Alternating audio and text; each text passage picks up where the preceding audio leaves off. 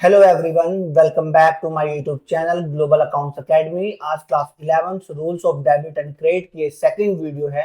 मैंने आपको अपनी फर्स्ट वीडियो में क्लासिफिकेशंस करना सिखाया था, जहां पर मैंने आपको बताया था कि नेचर ऑफ अकाउंट जो होते हैं वो 5 टाइप्स के होते हैं: एसेट्स, लायबिलिटी, कैपिटल, रेवेन्यू और expense.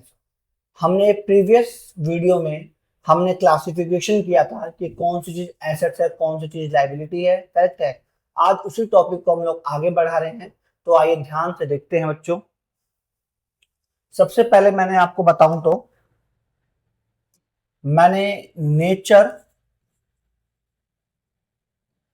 Of accounts,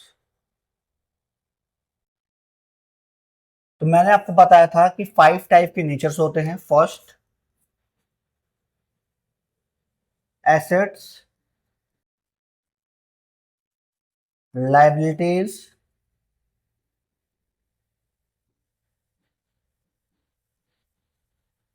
capital, revenue और एक्सपेंसेस। करेक्ट है बच्चों। तो हमारे 5 टाइप के नेचर ऑफ अकाउंट्स होते हैं। अब मैं आपको एक बात समझा रहा हूं बात बच्चों। Assets always debit. एसेट्स हमेशा डेबिट होता है। क्यों होता है ये आपको गोल्डन रूल्स ऑफ अकाउंट्स में मैं आपको बताऊंगा। करेक्ट बच्चों। लायबिलिटी ऑलवेज क्रेडिट होता है। Capital always credit. Revenue always credit. Expenses always debit. आप ये 5 चीज रट लीजिए फिलहाल तो। Assets always debit, liability always credit, capital always credit, revenue always credit, expenses always debit। ये ऐसा होता क्यों है? जब आप आगे की थर्ड वीडियो देखेंगे तो आपको मालूम चल जाएगा कि ये एसेट्स ऑलवेज डेबिट्स क्यों होता है, लायबिलिटी ऑलवेज क्रेडिट क्यों होता है। वो आपको आने वाले चैप्टर्स में ये क्लियर हो जाएगा। इस चैप्टर को करने के लिए आप लोग सबसे पहले मैंने आपको बताया था कि नेचर ऑफ अकाउंट जो होते हैं 5 होते हैं, और मैंने आपको बताया था कि 5 कौन कौन से होते हैं। और मैंने आपको ये बताया था कि assets always debit, liability always credit, capital always credit, revenue always credit, expense always debit. Correct है बच्चों। जो ऑलवेज होते हैं वो इंक्रीज होते हैं। समझने के लिए समझिए यहाँ पर। Assets always debit, liability always credit, capital always credit, revenue always credit, expense always debit। Correct है बच्चों। तो एसेट्स ऑलवेज क्या होता है? डेबिट होता है। लायबिलिटी ऑलवेज क्या होता है? क्रेडिट होता है। जो ऑलवेज होते हैं वो इंक्रीज करते हैं। क्या होते हैं? इंक्रीज।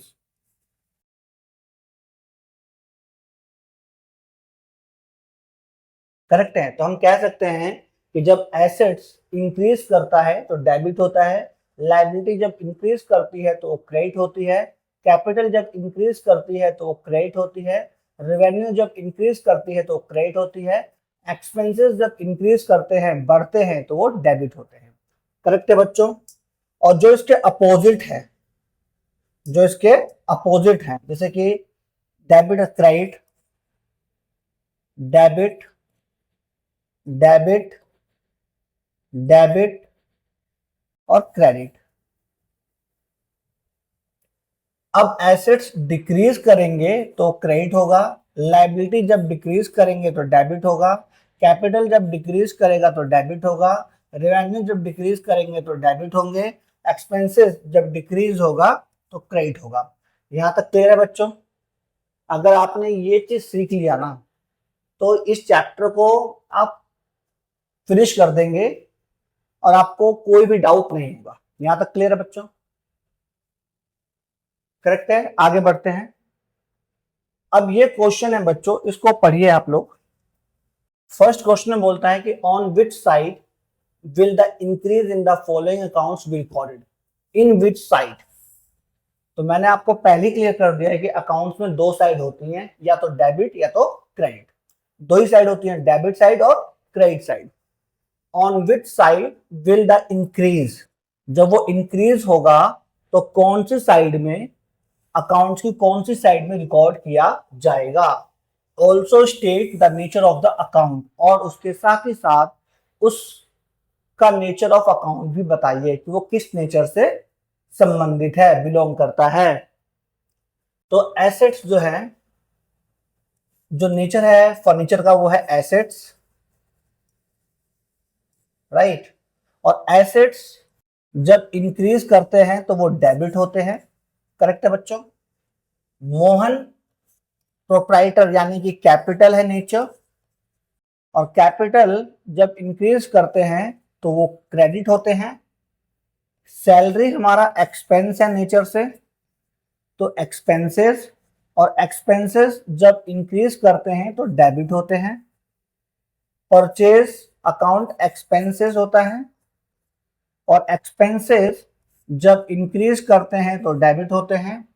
सेल्स हमारा रेवेन्यू होता है, नेचर ऑफ अकाउंट जो है रेवेन्यू, और रेवेन्यू ऑलवेज क्रेडिट होता है, यानी कि जब वो इंक्रीज करते हैं तो वो क्रेडिट होते हैं। इंटरेस्ट पेड, इंटरेस्ट हमने पे किया है वो हमारे लिए एक्सपेंस है, इंटरेस्ट पेड हमारे लिए एक्सपेंस है, और एक्सपेंस जब इंक्रीज करते हैं तो डेबिट होते हैं। सोहन क्रेडिटर है यानी लाइबिलिटी है, और लाइबिलिटी जब इंक्रीज करते हैं तो वो क्रेडिट होते हैं।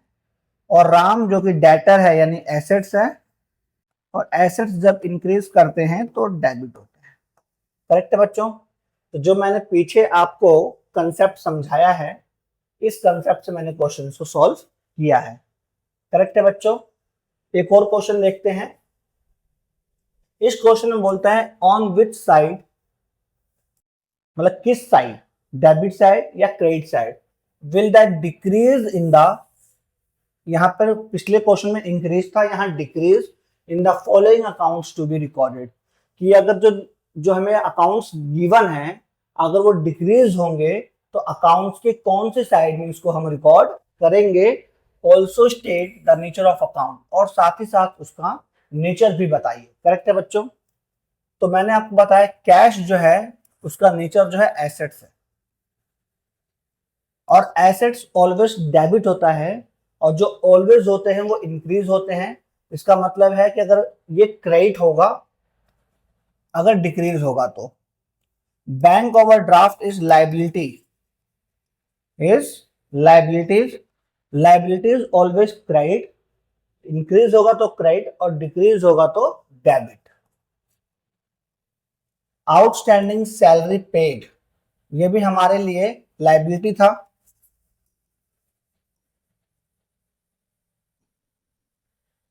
लाइबिलिटी ऑलवेज क्रेडिट, तो ये जो डिक्रीज करेगा तो डेबिट। आउटस्टैंडिंग रेंट, ये हमारे लिए लाइबिलिटी है, सॉरी यहाँ पे जो आउटस्टैंडिंग सैलरी पेड है ये हमारे लिए एक्सपेंस हो गया, पहले लाइबिलिटी था अब वो हमारे लिए एक्सपेंस है।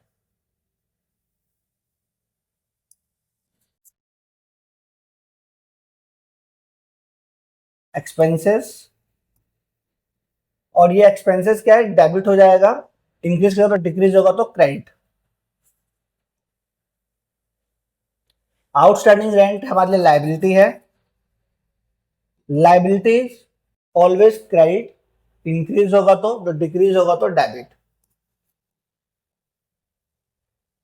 Prepaid insurance assets, prepaid insurance का मतलब होता है एक्सपेंसेस पेड इन एडवांस, तो हमारे लिए एसेट्स है, और एसेट्स ऑलवेज डेबिट होता है, और डिक्रीज करेगा तो वो क्रेडिट होगा।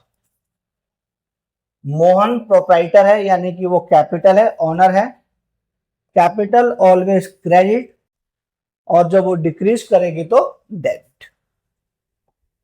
आई होप आप लोगों को क्लियर हो गया होगा। तो इस तरह अगर वो नेचर ऑफ अकाउंट को अगर आप याद कर लें कि assets always debit, liability always credit, expenses always debit, revenue always credit, capital always credit, तो आप किसी भी क्वेश्चंस को कर सकते हैं। अब हम लोग आगे बढ़ते हैं। अब हमें नेक्स्ट क्वेश्चन बोलता है कि open a T shape account, कि आपको एक टी शेप अकाउंट बनाना है फॉर मशीनरी, मशीनरी के लिए बनाना है, and put the following transaction on the proper side. और आपको उसको, जो ये अकाउंट है मशीनरी अकाउंट है, इसके अंदर जो भी फॉलोइंग ट्रांजेक्शन गिवन है उसको एक प्रॉपर साइड में आपको रिकॉर्ड करना है। करेक्ट है बच्चों? तो आइए बनाते हैं।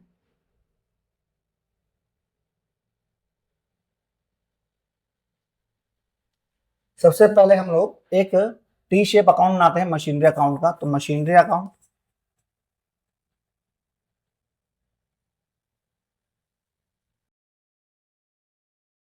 डेबिट, यहां पर आप पर्टिकुलर्स लिख लीजिए, या एक चीज आपको समझाता हूं अभी स्टार्टिंग में समझने के लिए। Debit,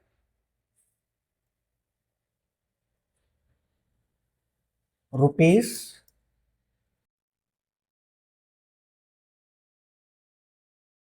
rupees, credit. मशीनरी का नेचर क्या है? तो सर मशीनरी का नेचर जो है वो एसेट है, और एसेट्स ऑलवेज डेबिट होता है। और डेबिट कब होता है? जब वो इंक्रीज करता है। तो आप यहाँ पर इंक्रीज लिख दीजिए, और यहाँ पर एसेट्स जब क्रेडिट कब होता है? जब वो डिक्रीज होता है। आप यहाँ पे डिक्रीज लिख लीजिए और इस तरीके से अंडरलाइन कर। करेक्ट है बच्चों? ये समझ में आ गया आपको? या तो आप ये भी कर सकते हैं कि इसको आप इरेज करिए, यहाँ पे आप लिखिए पर्टिकुलर्स,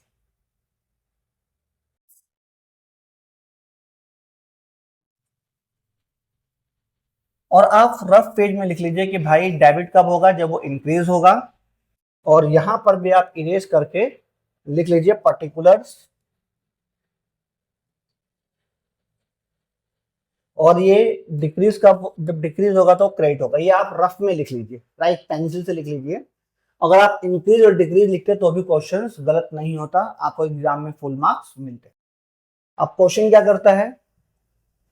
बोलता है कि मशीनरी हमने परचेज किया। तो जब आप मशीनरी को परचेज करेंगे तो आपके पास मशीनरी इंक्रीज करेगी या डिक्रीज करेगी? तो हम कोई भी चीज, सब सामान परचेज करते हैं तो वो हमारे पास इंक्रीज करती है। तो आप यहाँ पे लिख दीजिए इंक्रीज में नंबर 1 परचेज्ड, अमाउंट 40,000। करेक्ट है? मशीनरी सोल्ड, मशीनरी आपने बेच दी 10,000 की। जब आप मशीनरी सोल्ड कर देंगे बच्चों तो आपके पास मशीनरी कम हो जाएगी। तो यहाँ पे आप लिख दीजिए सोल्ड 10,000। यहाँ आगे बोलता है मशीनरी परचेज, आपने एक दोबारा से मशीनरी परचेज करी 8,000 की, तो मशीनरी इंक्रीज कर जाएगी। तो यहाँ पे लिखिए 3 purchased 8,000 rupees. Machinery discarded, discarded का मतलब है कि वो खराब हो गई, मशीनरी जो है खराब हो गई है। तो आप यहां सीधा लिख सकते हैं नंबर 4 पे मशीनरी डिस्कार्डेड 14,000। डेप्रिसिएशन और मशीनरी, मशीनरी पे डेप्रिसिएशन लगा, यानी कि जब मशीनरी पे डेप्रिसिएशन लगेगा तो मशीनरी की वैल्यू पहले से कम हो जाएगी। तो आप यहां लिख दीजिए डेप्रिसिएशन,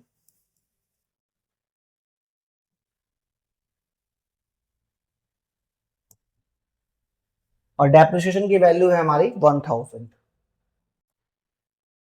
आप लोग देख रहे हैं कि सारी एंट्री हम लोगों ने एक प्रॉपर साइड पे कर दी है, और जब एंट्री क्लोज जाती है, खत्म हो जाती है, तो आप भी अपने अकाउंट को क्लोज कर दीजिए। आप देख रहे हैं कि जो डेबिट साइड का जो सम है, जो टोटल है वो है 48,000, एंड क्रेडिट साइड का जो सम है, जो टोटल है वो है 25,000। तो बड़ा ग्रेटर कौन है? डेबिट। तो 48 और 48, पैसा यहाँ कम पड़ रहा है तो बैलेंस कितना कम पड़ रहा है, तो 48 माइनस 25 23,000। ये हमारा आंसर है बच्चों। आई होप आप लोगों को टी शेप अकाउंट समझ में आया होगा, इसी को हम टी शेप अकाउंट बोलते हैं। एक और क्वेश्चन लेते हैं बच्चों। क्वेश्चन नंबर 4 में बोलता है open A T shape cash account, यानी कि एक आपको कैश अकाउंट बनाना है जो कहीं ना कहीं एक टी शेप की तरह का ही होता है। टी शेप ही है एक तरह से हमारा, right. With the following transaction, in transaction के साथ में आप एक कैश अकाउंट बनाइए। ठीक है, बनाते हैं कैश अकाउंट। सबसे पहले एक फॉर्मेट ड्रॉ करिए, cash account debit rupees particulars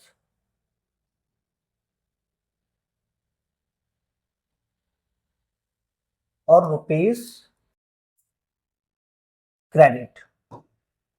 आप पर्टिकुलर्स भी लिख सकते हैं, और बुक की तरह अगर देखना चाहते हैं तो देखिए कैश का नेचर क्या है, तो सर कैश एक एसेट्स है और एसेट्स ऑलवेज डेबिट होता है, और डेबिट होगा तो वो इंक्रीज होगा सर। तो आप यहाँ पर इंक्रीज भी लिख सकते हैं, और डिक्रीज कब होता है, जब वो क्रेडिट होता है, तो आप यहाँ पे डिक्रीज लिख दीजिए। ठीक है, उसके बाद क्वेश्चन को सॉल्व करते हैं। Gurman started business with cash. ठीक है, गुरमान ने बिजनेस में कैश लगाया। जब कैश लगाएगा, यानी कंपनी के अंदर जब कैश लगाएगा, तो हमारे पास कैश आएगा। मतलब कंपनी के अंदर जब कैश लगाएगा, गुरमान इन्वेस्ट करेगा, तो कैश कहीं ना कहीं आएगा हमारे पास। तो आप यहाँ पे लिखिए, और उसको क्या बोलते हैं, कैपिटल बोलते हैं। क्या बोलते हैं, जब बिजनेस में प्रोप्राइटर जो कैश इन्वेस्ट करता है उसको हम बोलते हैं कैपिटल। तो आप यहाँ पे लिखिए नंबर 1 कैपिटल। क्योंकि भाई अगर कैश लगाएगा, आपने सपोज दैट एक बिजनेस स्टार्ट किया और उसमें जाकर कैश डिपॉजिट कर दिया, जमा कर दिया, तो कहीं ना कहीं जो कंपनी का जो कैश अकाउंट है वो क्या कर जाएगा, इंक्रीज कर जाएगा 40,000 से, राइट। तो 40,000।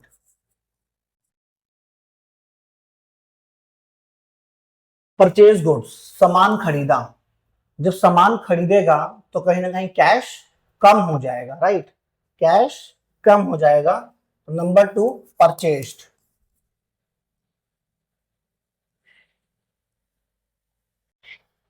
20,000।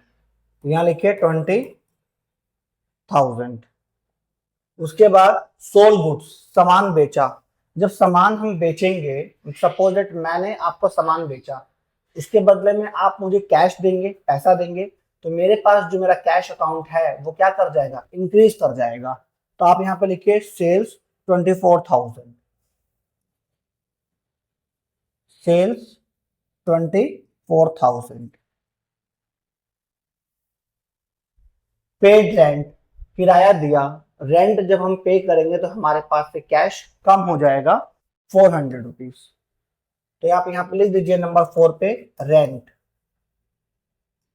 रेंट पेड भी लिख सकते हो और रेंट भी लिख सकते हैं 400 रुपीज। अब यहाँ बोलता है पेड सैलरी, हमने सैलरी दी। अगर सैलरी देंगे तो कहीं ना कहीं कैश हमारा कम हो जाएगा, कम होगा तो डिक्रीज में लिखिए salaries. Number 5 salaries 600 rupees. Salaries paid भी लिख सकते हैं आप लोग। Drew for personal use, personal use के लिए हमने 1,000 रुपये निकाला है, तो पर्सनल यूज को हम बोलते हैं ड्राइंग। जब हम ड्राइंग, प्रोप्राइटर अपने पर्सनल यूज के लिए जो पैसा निकालता है उसको हम ड्राइंग बोलते हैं। जब ड्राइंग करेगा तो कहीं ना कहीं कंपनी का जो कैश अकाउंट में जो कैश है वो कम हो जाएगा। तो आप नंबर 6 पे लिखिए हाँ ड्राइंग। ड्राइंग्स 1,000। एक बच्चा पूछ रहा है मेरे से कि सर आपने यहाँ पर कैपिटल क्यों लिखा है। तो मैंने आपको अभी बताया कि जब बिजनेस को स्टार्ट करने के लिए जो हम कैश इंट्रोड्यूस करते हैं, इन्वेस्ट करते हैं, उसको हम कैपिटल बोलते हैं। क्या बोलते हैं उसको हम, कैपिटल। बिजनेस को स्टार्ट करते समय जब प्रोप्राइटर जो भी अमाउंट इन्वेस्ट करता है बिजनेस में, उसको हम कैपिटल बोलते हैं, इसीलिए मैंने यहाँ पर कैपिटल लिखा है। करेक्ट है बच्चों। उसके बाद सारी एंट्री हो गई तो क्लोज करते हैं हम लोग।